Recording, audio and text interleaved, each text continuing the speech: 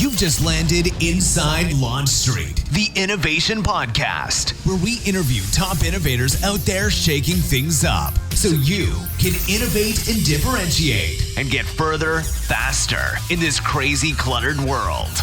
And now, innovation thought leader and your Superfly host, Tamara Kleinberg.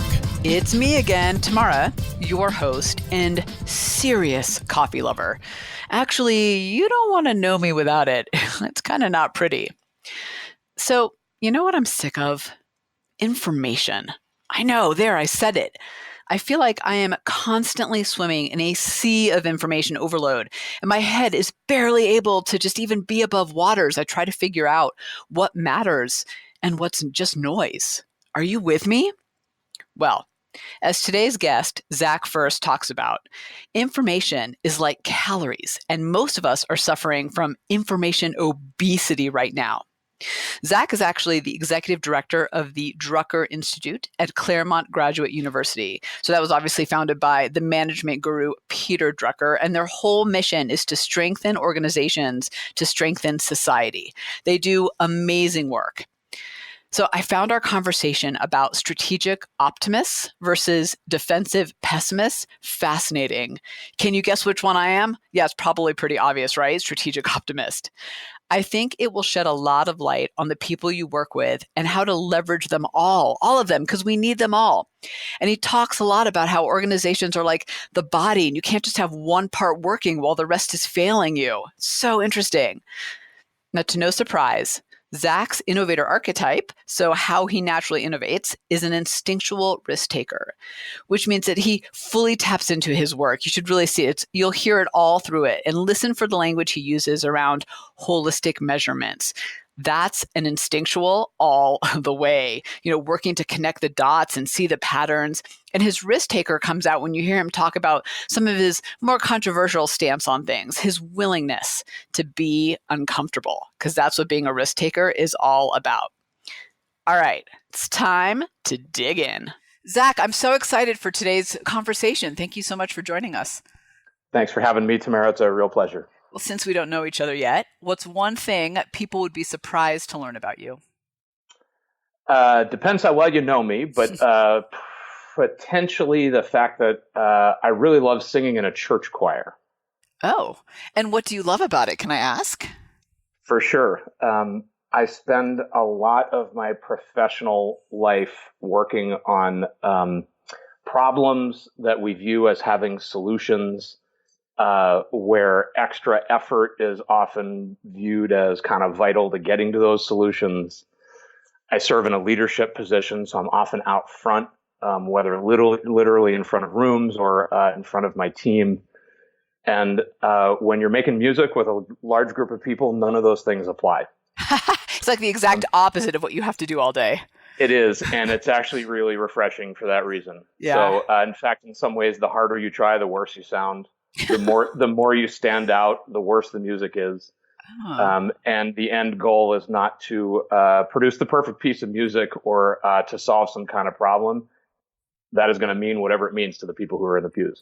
So it's a really different way of being, and I find that just incredibly refreshing and restorative, actually. I can totally see that, and I feel like some of the things you just said would make the best Instagram memes ever, but we'll move past that. And I feel like it's a really good segue into, tell us a little bit about the mission of the Drucker Institute and what you do there, so we have context to where you're coming from. Sure. So the Drucker Institute is based at Claremont Graduate University in suburban Los Angeles. Our mission is strengthening organizations to strengthen society. And that's a mission that is built directly on the spirit and emphasis of Peter Drucker's 60 plus years of work. He's widely regarded as the father of modern management and almost literally the inventor of the discipline of management, the integrator of all these disparate things that we think of as being parts of management. But for Drucker, he didn't devote his life to that work because he was a big fan of management, or even because he was a fan of organizations per se. He was a fan of humanity. He called himself a social ecologist. He loved society and people. And what he witnessed through the 1930s in Central Europe, through the rise of the fascists in Italy and Germany, and the banning and burning of his own writings by the Nazis in Austria was, in his diagnosis, what happens when management fails to perform. And so he dedicated the rest of his life to trying to help management be both responsible and performing in all sectors of society. So that means business, but also nonprofits and government. Because in his view, management was nothing less than the bulwark against tyranny. And so for us, as the inheritors of his legacy, we certainly hope every organization we work with becomes more effective.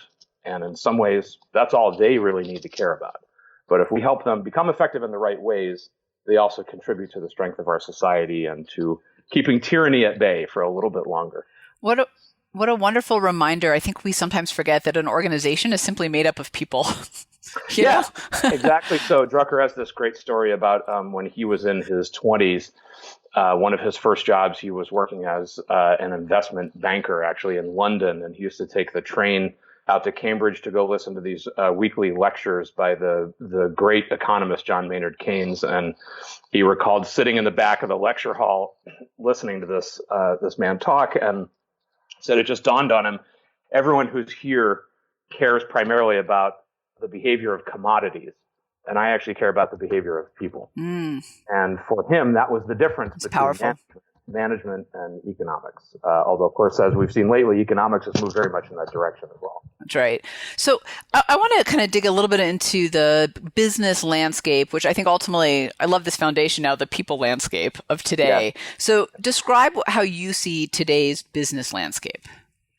Yeah, so people may have seen a really good window into how we at the Institute are thinking about this right now. The first week in December 2017 was when we ran in partnership with the Wall Street Journal this first annual Management Top 250 ranking in a special section that covered some years of research we've done that's now seeing the light of day around what it means quantitatively to be an effective company. And there's a lot baked into just that one sentence, so we just unpack that quickly. First is, Peter Drucker was really a journalist in his method. He was an observer and a writer of stories and a reporter of what we now think of as cases. And he was incredibly powerful in his capacity to uncover these kind of timeless truths about management and human beings.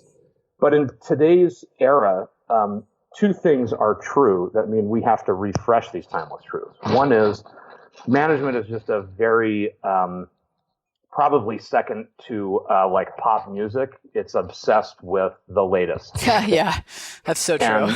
And so on some level, there are other cultures, Japan in particular, where the older the idea in management, in some ways the better. They view it as being time-tested and therefore a little more trustworthy. But here in the States and in some other Western countries in particular, we love the new thing. So that's one, is we've got to just, like the old cornflake slogan, we've got to help people experience something again for the first time. And then the second thing is the world is just a lot more numerical than it was, let's say, 50 years ago. We expect to see things counted and quantified. Not everything that matters can be counted or quantified, but we know we've got to do our best effort to meet business where it is today. And that means in the form of metrics, in the form of transparent, reliable data, and then where we aim to kind of change the way business leaders are thinking about or understanding things is to present for them a holistic measure of how the company is doing. And so much of what we see in business today are incredible depth and strength within any given vertical, incredible depth and strength of knowledge, everything you could possibly want to know about innovation and how to innovate, with tremendously weak linkages in understanding to the other functional areas of the company. So do we have any idea what the role of human resources is in spurring innovation? A few companies do, but most don't. Yeah. And so part of what we aim to do is present the whole picture in a way that, as Drucker said, is sort of the view of the general practitioner in a world that so often is loaded with specialists. And that's, I think, probably the biggest contribution we can make to business today, is to refresh and recapture really the value of that holistic view. I have a couple questions for you I want to dig in on. So the first one is, I want to go back to the whole numerical thing and the metrics. And I love metrics. I love to understand where we are. I love to understand where we're headed and progress. One of the things I've experienced, and a lot of, I think the Launchstreeters out there will tell you, is sometimes they over focus on a lot of different metrics and then they drown in it. And they don't necessarily know which metrics to really focus on, the ones that are going to move the needle. How do you think about the right metrics to pay attention to versus all the metrics? Yeah, it's a great question. A couple of rules of thumb to start with. One, we can go to Peter Drucker's wife of more than 70 years, Doris, who was really a remarkable woman in her own right. She was an inventor, an entrepreneur, a physicist, editor of many of his books, and a real collaborator intellectually with him. Doris, we knew well. She was on our board at the Drucker Institute for many years. She had a phrase she used to use called information obesity. Yeah. And it's a great way to think about, if we monitored information like calories, we'd be a lot more careful about how much of it and what kind of it we consume. So that's one just to be aware of.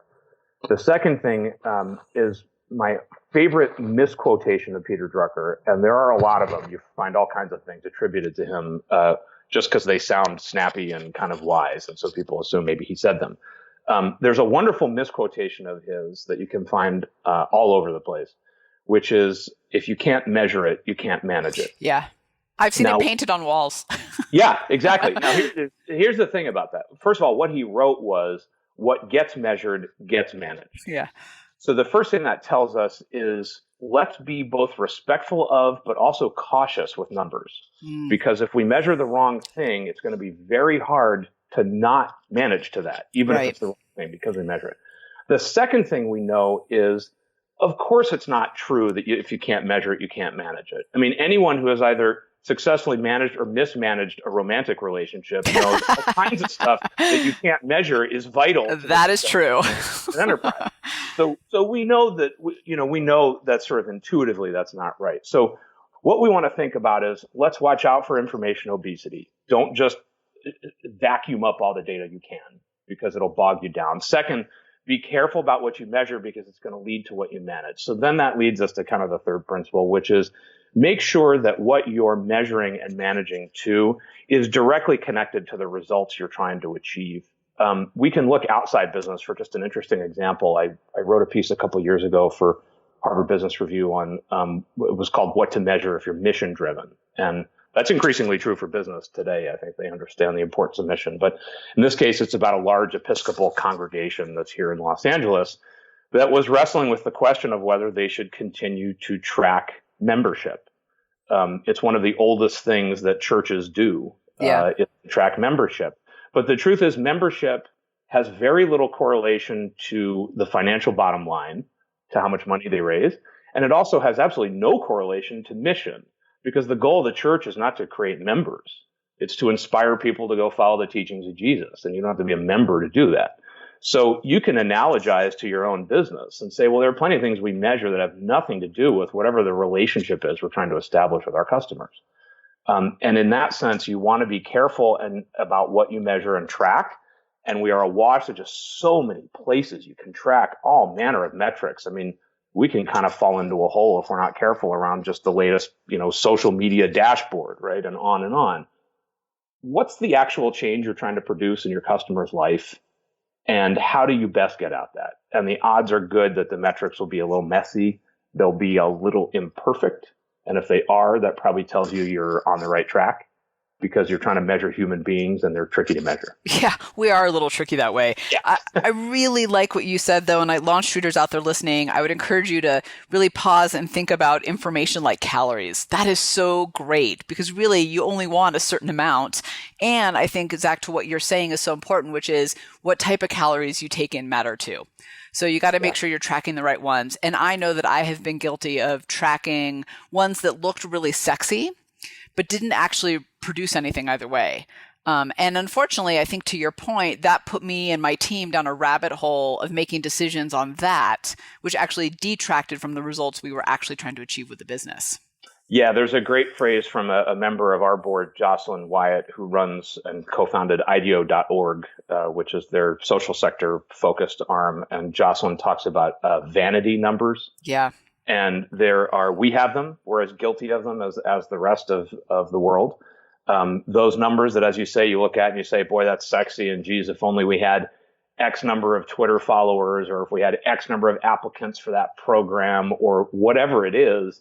And the truth is, it's a pretty tenuous link between vanity numbers and results, almost always. Yeah. And in some cases, some of the hardest choices we've had to make are to say, the number of people who are actually going to be affected in a meaningful way by this program is really small. And that's okay. What if we reoriented all our work around really touching deeply those few organizations? It's a humbling experience and it's a little scary, but it also is incredibly clarifying. And in fact, usually it works. What makes me really question how many of us are measuring the wrong things, or I don't say wrong, measuring the least effective things that don't get us to where we're trying to go.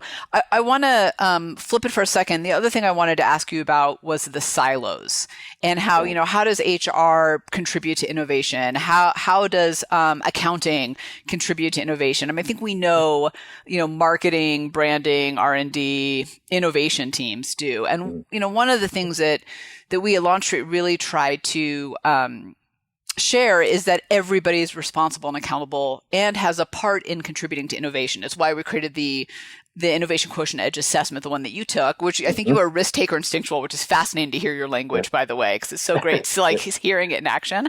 But, because we wanted everybody to recognize, hey, actually, I can be a part of this. I'd love to hear it from your perspective, because you had mentioned that challenge before of silos, kind of what the challenge is there and how do we overcome it? Yeah. So, it's helpful. We've learned a lot from Peter Drucker and just the way that he thought about things. One of the things he often did was analogize management problems to the human body. So you get data as calories. Another thing you can get is to think about the different functional areas of an organization as different parts of the human body. And, operations and logistics is maybe the muscles and so on. And what you quickly see is the typical approach to a lot of management issues is to try to produce a higher performance human being by really optimizing the knee joint.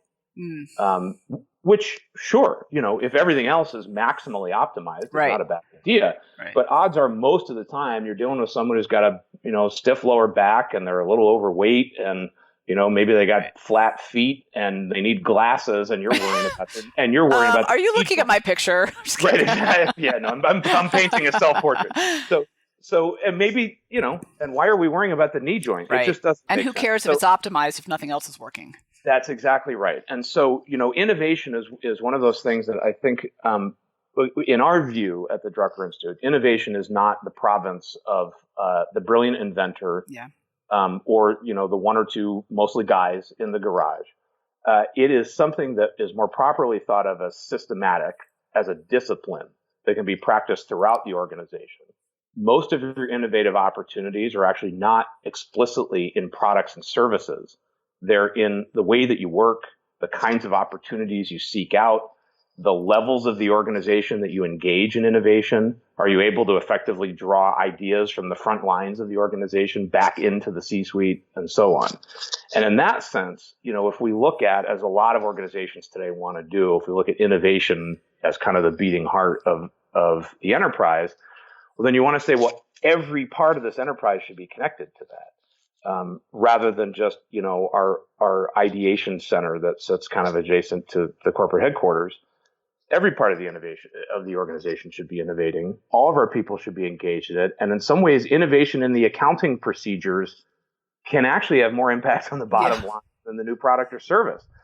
And that requires embracing kind of the full humanity of all the people who are engaged in the organization. It's the old problem with Henry Ford. He used to say, I just want a pair of hands, and unfortunately I get the head attached when I hire these people. So we have a lot of that in today's organization too. People are kind of viewed as a cost rather than an asset, and they're a little annoying. They take sick days and they complain about leadership and they kind of do all this stuff that feels like it's a distraction. But those are just symptoms of the larger opportunity, actually, which is you've got all these thoughtful, committed human beings running around ready to contribute meaning and purpose to your organization. May as well engage them. It's interesting. So I was recently in San Diego. I spoke for one of the largest customer care associations. So all the people in the room are customer care from various companies, everything from, Nike over to ones we've never heard of in manufacturing. Yeah. And what was so fascinating to me, and it kind of resonates with what you said, is that these are people who are on the front lines of these brands every single day. And they're having these conversations with the customers. They are engaged. They're the ones really sharing the voice of the brand, whether that's solving problems or pointing them in the right direction. What's interesting to me is that they're also thought of as a cost center. And not always. Some of the organizations get it right. And I'm not throwing anyone in particular under the bus here. But many of them see it as a cost center and not, to your point, as, wow, we've got all of these people in our organization who have probably all these ideas, or at least all of this insight into what's happening that we can pull ideas from. Yeah. And it's really unfortunate, because I think that in a lot of ways that really hinders the total organization's ability to innovate. And oh my gosh, what a missed opportunity. Yeah, and look, it's a really complicated problem too. I mean, once you start to pull on this thread, things get both a lot more interesting and a lot trickier at the same time. So I have a colleague, a member of my team, and our former executive director, Rick Wartzman, who writes a column for Fast Company. And about 2 months ago, he wrote a piece on this question of treating employees as assets. And there have been some motions over the years, actually in the accounting community, to try to do that.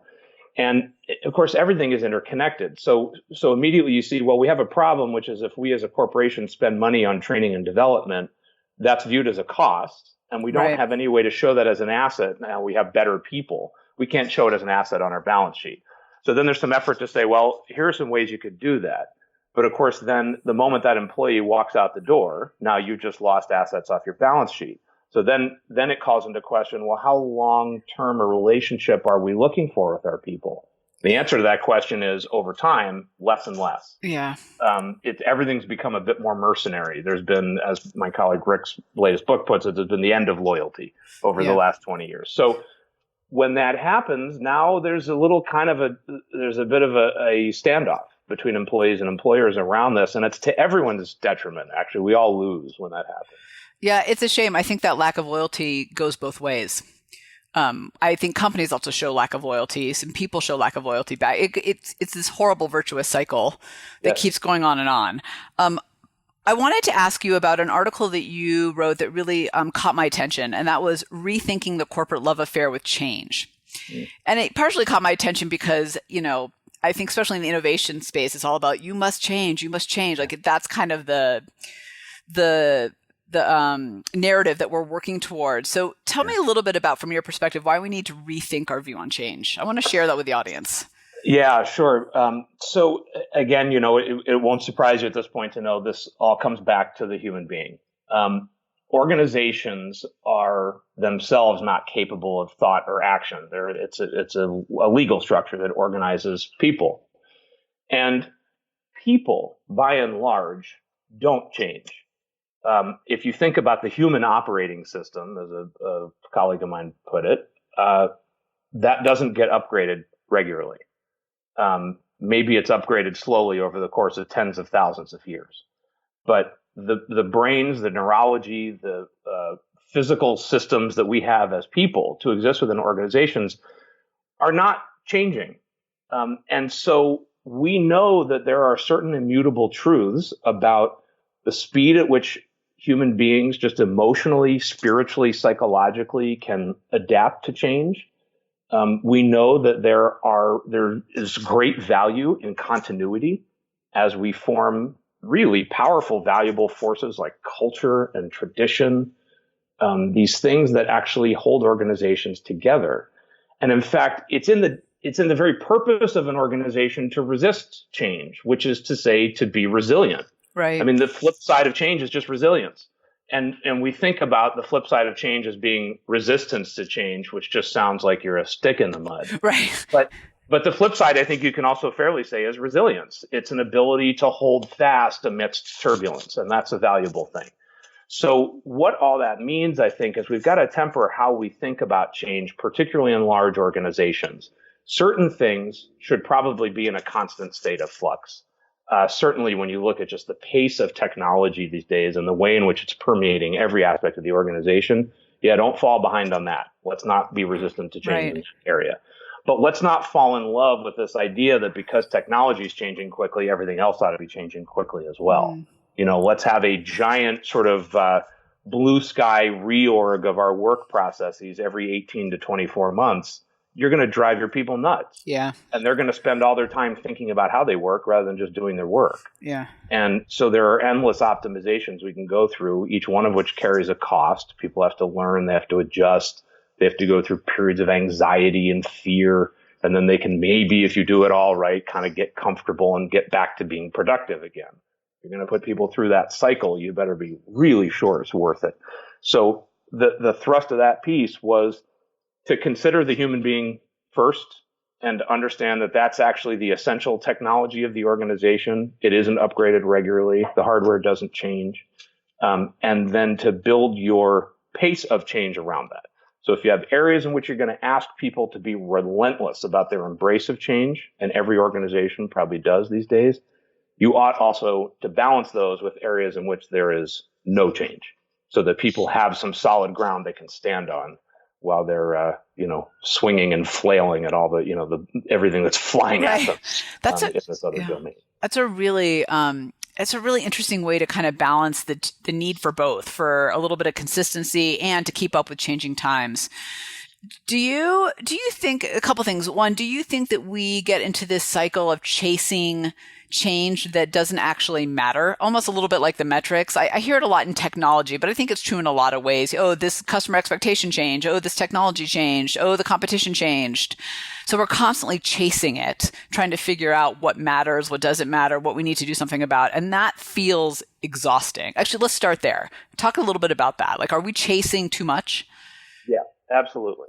The most compelling work that I think any organization can do is going to be born out of an authentic sense of purpose that is unique to that organization, an authentic relationship with its customers that is probably also unique to that organization. And when you find yourself chasing other things from outside the organization, each one of those is going to come in some ways as almost like an organ transplant. And you don't want to be constantly swapping your organs. Right. Once is probably good.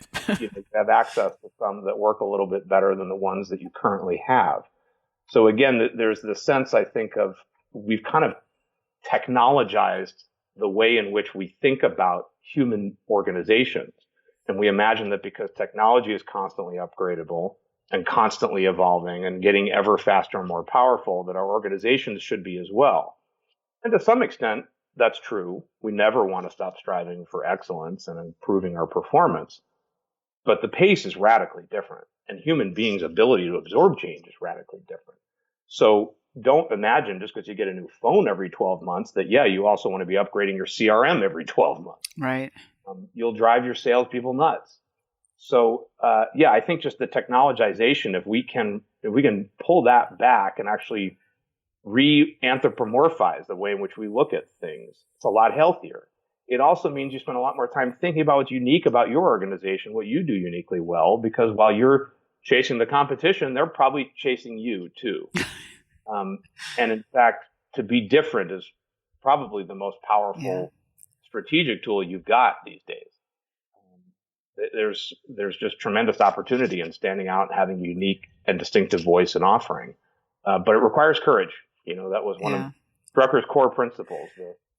The first thing you ought to pay attention to as an executive is courage. And the second thing you ought to pay attention to is analysis. We often get that backwards. We flip it around and say, begin with the thing you actually have guts to do, because change is hard. Yeah. And then once you figure out if you have guts to do it, then you can ask yourself if it's the smart thing to do. I really appreciate too your comment about it's more important to focus on being different, what makes you unique, the core. I think, better, stronger, faster. The challenge, as you said about chasing each other, is I could be a little bit faster today, but then you can come in and be a little bit faster than my faster. And then I'm going to try to be a little bit faster than your faster. And it's just this, what's that old Dr. Seuss, like the bee watcher, watching the bee or something, whatever that book. I love Dr. Seuss, but I'm getting the quote wrong, but you know what I mean. Yeah. I want to bring it back into the people and kind of what you've been talking about, because I love this juxtaposition of change and consistency, yet how it all works together. And, to your kind of entire foundation to this conversation of the Drucker Institute, it really is about the people. So if I'm leading, if I'm managing, I've got people who love change, seek it out, thrive in it. And then I've got people who really actively resist it. And neither is, well, actually, you tell me, is one right or wrong, A, and then B, how do we manage to all those perspectives that we have inside our organization? Yeah, great question. We had a former colleague at the Drucker Institute who's now gone into full-time work as an executive coach, who taught all of us this kind of wonderful framing, which we kind of laugh about. It's a little too powerful sometimes for everybody who's involved, which is that, again, like so many typologies, it's probably a bit of an oversimplification, but you'd say on balance, most people most of the time fall into one of two camps. They are either strategic optimists, so they're seeking out differentiation, new opportunities, and they're convinced that they can find wonderful, exciting ways to make all these new ideas work.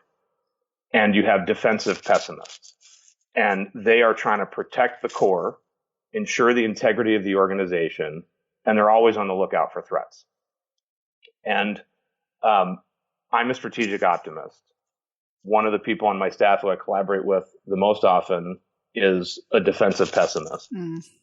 And it's in the combination of the two that you actually get great work done. Too many people like me will actually create a lot of risks for the organization and will accelerate the pace of change to the point where it's a real drag on people's ability to do work.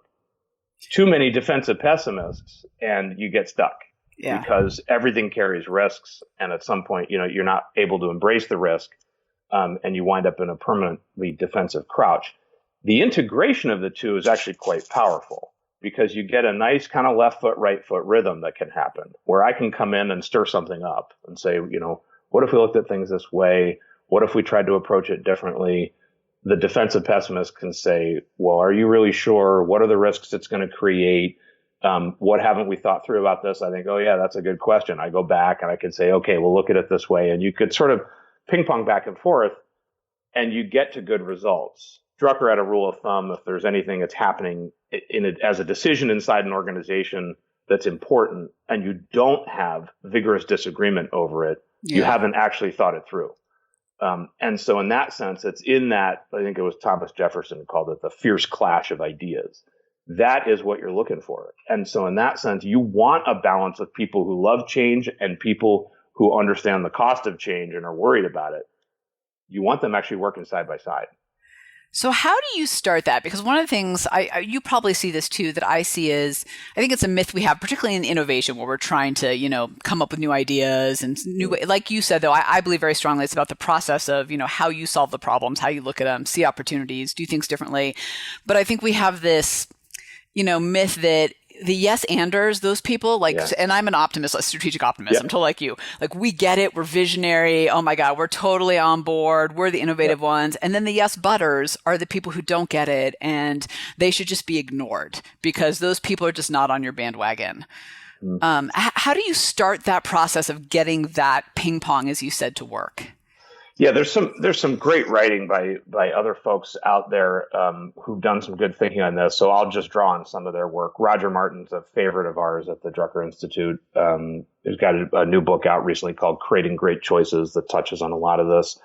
The folks at the Stanford Design School and at IDEO have produced a lot of great materials around design thinking. I'll just tell you, for me and my team, one of the practices we've adopted from outside that we've learned from others is when we're trying to bring these different kinds of people together, is to begin with an assignment that says we want to produce, let's say it's a new program or a new service. We know this is in some ways going to require some real open-mindedness, kind of radical innovation. The assignment we give ourselves is let's come up with as many ideas as we have the energy to go test. So we don't want a long list. Maybe it's 3 or 4 or 5. And then the assignment is to try to make every one of those ideas fail. And so you're looking for the holes. We look for the holes, and the only way that we will let ourselves make an idea fail is if a potential customer makes it fail. So then we immediately get outside the organization, and you start talking to people, and you start testing ideas Often, the earliest ones you want to do with the people who are kind of most trusted and closest to you. Sometimes, you can work with board members or others who are kind of sit on the boundary of the organization. Try to make it fail. The defensive pessimists love that part of the exercise. And the strategic optimists can get into it because they know that on the other side of that is if you fail to fail, then actually you get to keep going. And the idea that stands, the service that we actually launch, is the one that has just failed to fail the most. Wow, that is so good. Oh my gosh, Launchstreeters out there, think about, I would pause it, rewind, and listen to exactly what Zach just said again, because that was so good about how to bring those two together. As the president of my company, I'm that strategic optimist, and I have defensive pessimists with me. And I do find myself sometimes when we get into conversations about things that I want to try of being like, wah, wah, where you're right. I think the power's in bringing both together. I'm curious, and you have an example from the Management Top 250 in the Wall Street Journal, that project that you just launched. Is there a case study or a story that you can share of a management team, a company that you think is just crushing it with all these things we just talked about? Yeah, great question. And it's one of the things I really love about this ranking is that there's two very different ways to look at that. If you look just in our top 10, you'll see the number one company in this year's ranking is Amazon. And the reason that Amazon is ranked at number one is not because in all 5 of the dimensions of corporate performance that we look at, that Amazon is just crushing it across the board. Amazon's doing pretty well in some of those dimensions. They're doing actually not so well in others, particularly social responsibility. But they are playing in a different league, even from the very best tech companies in innovation. And they are so off the charts in that rating that it pulled them into the number one spot. You can look just a few places down the list, tied for number 6 is Procter & Gamble.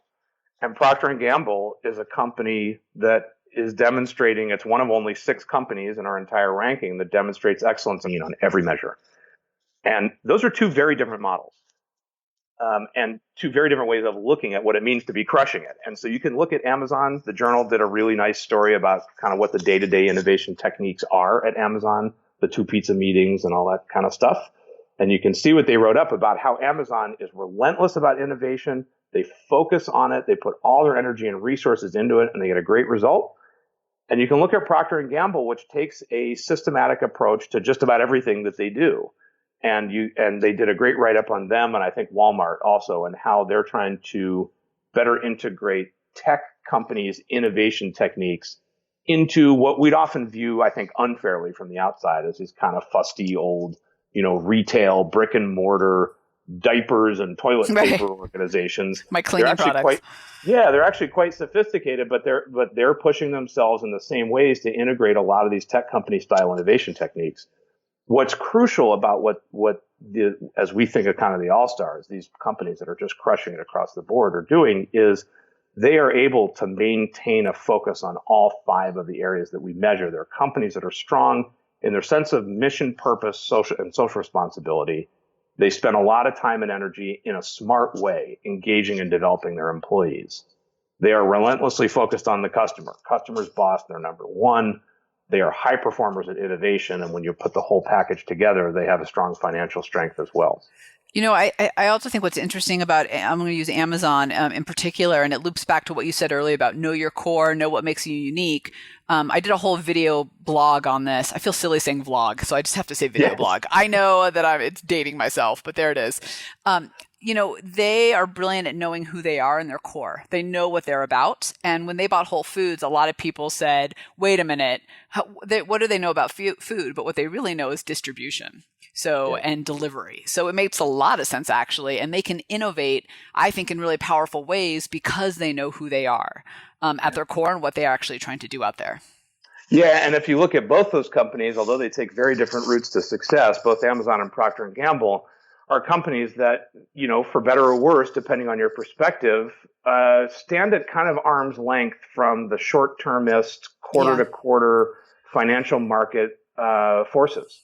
And that's part of what carves out the space for them to be who they are, is they don't run around chasing their tail every 90 days. It's exactly what you said earlier about not chasing the competition and not chasing change, which I'm pretty sure that the companies on this list are not doing. Yes, exactly. Yep. I will put a link to the show notes to that, to Management Top 250 as well, as a bunch of anything else we talk about. So listeners out there know you don't have to go look it up. I will put it in the show notes so you can find it immediately. Before I ask you the last question, where can people go to connect and learn more about you and Drucker? So they can go to our website, which is www.drucker.institute. And that will give you everything you need to know about our work, about the journal rankings, and about the team of people who are behind all this work. It's a pretty small, pretty incredible team. And I just feel hugely grateful and lucky to have the team members I've got doing this work. None of it's possible without them. So I'm curious, what's in the future for the Drucker Institute? Is there a thing coming up in 2018-19 that you guys are particularly excited about? Yeah, we've got a couple of things on the horizon. So one of them is, now that our company rankings have seen the light of day, we're launching two things that have been long in incubation for us. One is a data consulting service around all the research we've done. And the other is an investment product that'll make this kind of holistic, long-term worldview available to the average everyday investor. We're really excited about letting people put their money behind this worldview that Drucker spent, nearly 70 years kind of getting established as the DNA of management. So those are two major initiatives. And then we also have our annual Drucker Prize for Nonprofit Innovation. Let's remember, we also work with nonprofits and government agencies too. And social sector innovation is just so vital right now with just all the turbulence that our society and others are in the midst of. We really need our nonprofits to do all kinds of heroic things. And innovation is how they get that done. So early in 2018, we'll be launching our 2018 application for the $100,000 prize. And just an amazing, amazing program. And we get incredible organizations every year that apply. And I always look forward to that. So that's what's on the immediate horizon for us. Ooh, that's exciting. And, to just, again, go back to what you said in the beginning, whether it's you work in nonprofit, government, or for-profit business, it's all people-based. And you're still trying to deliver something of value to someone who needs it. So whether you come from nonprofit or business. So the last question I have for you is, what's one piece of advice that you would give Launchstreeters on how to lead, just given where we are today in the world? Yeah, I'll go back to just some good Peter Drucker wisdom. He had a great saying, with great peaks come great valleys. And he wrote that when he was specifically talking about people and particular managers and leaders. And we live in a time today when we all seem to be striving to be nothing but peaks without any valleys. And there's no such thing, as he said. There is no universal Superman or Superwoman. We'll have to make do with human beings the way they are. And as a leader, I think probably the most important thing you can do when you show up for work every day is to be mindful of both what your peaks and your valleys are. To know what those peaks are that are going to be your areas of strength that you can draw on, and to understand and, in fact, be open with your people about what your valleys are, the things you don't do well, the areas where you're not quite competent, the areas of where you have blind spots, and to work with your people to both understand how they can help you with those things. They'll fill in those gaps, but it also creates room for them to be human as well and to focus on their peaks without getting stressed about their valleys and trying to pretend that they don't exist. And as a leader, you set that tone and you make that possible for your whole team. I love that idea. That is a great piece of advice. I just started reading The Subtle Art of Not Giving a Fuck. I don't know if you've seen the book. But the whole premise of it is, hey, look, we're not all our Facebook posts all the time. Let's stop pretending that that's what life really is. To your point, it's peaks and valleys. And sometimes you get it right, and sometimes you don't. And this idea that we always have to have, the perfect life with the best ideas and be on our game and performing at our peak is exhausting and not real. Yeah, I mean, A.G. Lafley was the great leader of Procter & Gamble for many years. He wrote, I loved the line. He just said, I consider my failures a gift. And man, if you really try, most of us don't actually treat failures that way. It sounds cool, but we treat failures as things to be shunted off to the side and forgotten as quickly as possible. If we actually treated failures like gift, which meant, we'd all gather around and we'd open up the failure and we'd take a look at it, we'd play with it and think about it and remember it and then put it on the shelf and look at it from time to time, boy, it really changes the relationship we have with those moments. And they are actually where we learn and where often the best ideas and new products and services come from. So to in a non-bullshit way embrace that is hard. It requires, again, courage, but it's so powerful as a leader to set that tone. I think was it one of the many Tony Robbins events and books I've read and been to talked about, if you think of it as outcomes, it doesn't matter if it's a failure or final. It's just, what did you learn out of it? And I think to your point, one of the and this could probably be a whole different podcast for us, but one of the hardest challenges that I see in organizations when we go in with innovation in particular, but I think it's across the board is, we give a lot of lip service to we love failure, we reward failure, but when it comes to actually doing it, it's a lot harder and we often fall short of that. We put it on the failure shelf and say, let's just not look at that again. Yeah, that's right. It is, we love failure is right up there with people are our most important asset. Right. It's one of the I think largest piles of horseshit you can find in any organization, with a few exceptions. And when you find those exceptions, it's really clear. It's clear. Wow, this place actually means it. But most don't. They just know it's the right thing to say. I have to ask for you and your team, do you find when you go into work with a team, whether it's for-profit, nonprofit, doesn't matter, and they give you their mission statement and it has things like, we love failure, we take risks, our people are our greatest asset, do you immediately go, let's talk a little more about that? Yeah, it's so hard. I mean, as I'm sure you know, as a instinctual risk taker, right? If I look at my profile, there's a sense in which I want to just kind of grab every issue at once and let's go charge off and kind of tackle the big problems. But again, you got to be watchful. You don't want to make people feel too badly about themselves, and you also don't want to over-optimize things. So often what you want to find is what's the area that's ready for change, where there's some change that's already trying to happen on its own. Let's work together on that. Maybe we'll get the other thing warmed up and going eventually. But organizations are just like people. They're so rife with things that are in conflict and disagreement with each other, problematic. And that's all good in a way. You kind of embrace it as sort of the truth of the place. And, we don't need we're not trying to make a diamond here. We just want to make something that works. And so you sort of embrace the good and the bad and try to find where it gets interesting. Well, and I think, it kind of goes back to intent too. Nobody wrote that down thinking, let's put something down we can't live by or won't. Yeah. That's not how it goes. That's a great point. And it can actually be an interesting thing to mine is to say, well, what was the intent behind that? Where did that come from? What's our history behind that? How did we get to this place?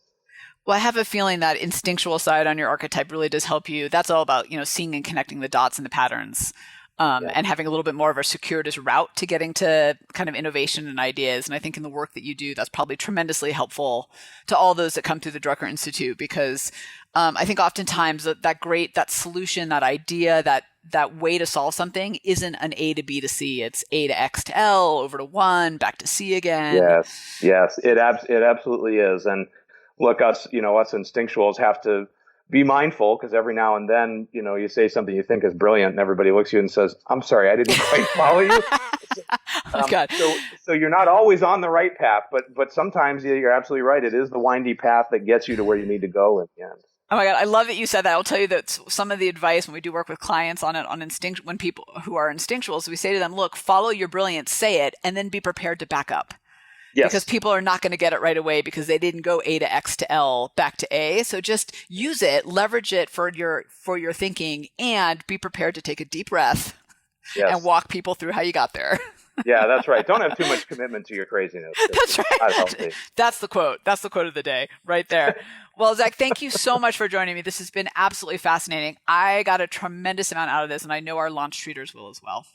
Thanks, Tamara. It was a real pleasure. I love the conversation, and I wish nothing but the most courage to all the listeners who are engaged in these really difficult questions, but they are the right ones to be thinking about. Yeah, I love it. I can't believe the interview's over. I know, right? The part about silos and systemic and how innovation fits in leading companies, powerful lessons in this one from Zach first. So now the question becomes, how do I, a Launchstreeter, get more people involved in my ideas so I can create a more scalable and systemic approach to innovation? Well, you guessed it. Get access for you and your team to innovation on demand. That's just on our website so that you can tap the power of the top innovation tools and resources to create a culture of innovation where everyone is accountable for and gets involved in being innovative to solve those challenges and seize the opportunities right in front of them. It's kind of like Zach was talking about. Innovation sometimes happens in silos. And if I were to use his language and stories earlier, that's like just having your knee work or your elbow work and the rest of the body is barely chugging along. Well, you get your team innovation on demand, the top tools, the empowerment, the accessibility, and the letting them know they're capable of and responsible for innovation, and the entire body works. The entire organization works. So just go to go-to-launchstreet.com and click on the Innovation on Demand to get your access or reach out to us for team access. We'll put the links in the show notes. All right, Tamara out. Thanks for hanging out with us inside LaunchStreet. When you're ready to take your game to the next level, join the thousands of others that are upping their innovation edge on go-to-launchstreet.com, the top online education resource and community platform for innovators looking to use innovation to get measurable results. Go to launchstreet.com.